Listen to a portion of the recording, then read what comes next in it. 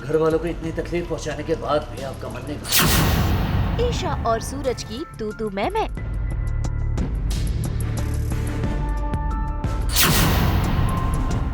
रिश्ते में दिखी नफरतें। आकाश से परेशान ईशा।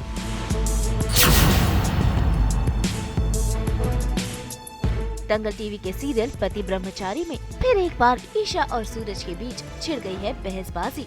असल में ताइमा ने ईशा को अपने घर काम करने के लिए बुलाया था और ईशा वहां चली भी गई थी। इसी बात पर सूरज ईशा पर भड़क रहा है। इतना ही नहीं, वो तो इस बात पर भी भड़क रहा है कि वो फिर एक बार घर वालों को अपनी अच्छाई से इम्प्रेस ना करते। ईशा उसे समझाने की कोशिश कर रही है, लेकिन सूरज कुछ सुनने को तैयार नहीं। वो तो उसे डांट लगा देता है।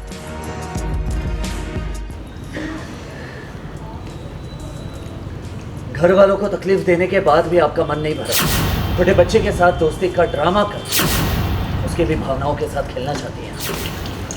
मैं भी इंसान हूं। मुझे भी तकलीफ होती है घर वालों को देखकर। तकलीफ होती है? अगर तकलीफ होती तो आप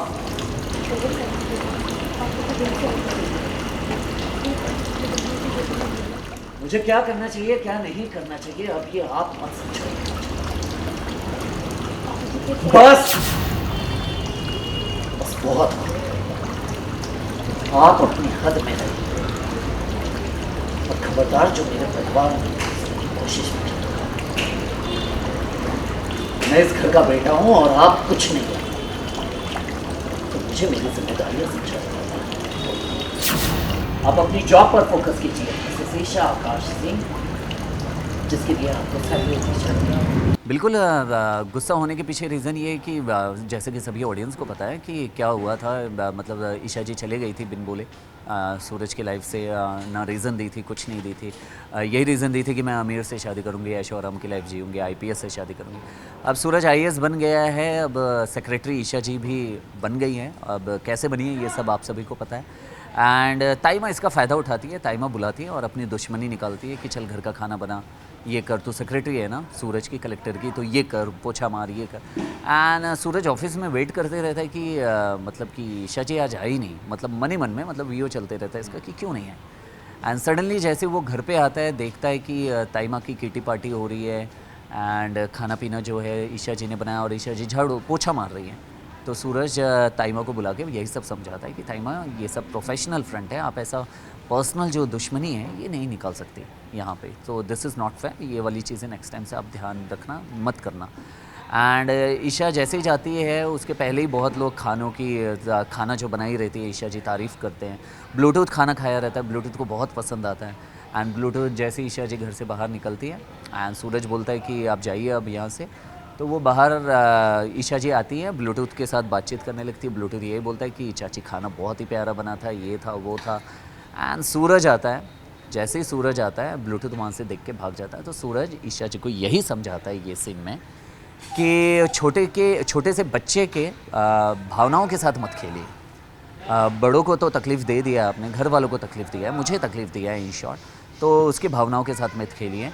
और आपको तनख्वाह दी जाती है, आपकी सैलरी दी जाती है जॉब के लिए, तो आप जॉब पे ध्यान दीजिए। पर्सनल लाइफ में इन्वॉल्वमेंट करने की कोशिश मत कीजिए, किसी से सिंपैथी मत दिखाइए, ये मत कीजिए, वो मत कीजिए। भाई सूरज ईशा को गलत समझ रहा है।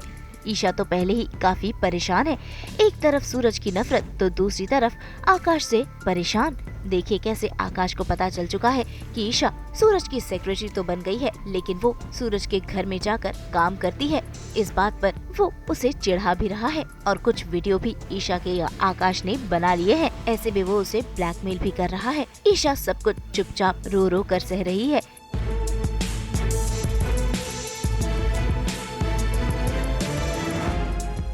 क्या डांस किया तुमने?